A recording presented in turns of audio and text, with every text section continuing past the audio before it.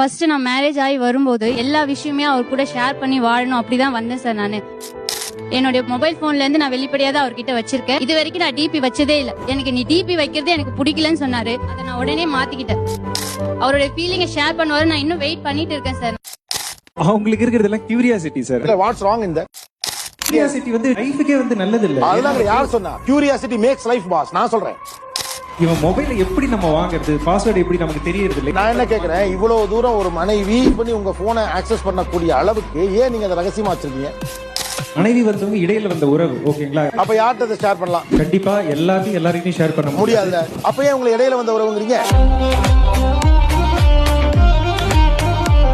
நீங்க ஏன் உங்க மனைவி டிபி வைக்க கூடாதுங்கிறீங்க? நான் ஏன் உங்களை வைக்கணும்னு கேள்வி கேட்டதுக்கு சரியான காரணத்தை எனக்கு சொல்லல. நீங்க டிபி வச்சிருக்கீங்களா இல்லையா? வச்சிருக்கேன். ஏன் நீங்க மட்டும் வச்சிருக்கீங்க?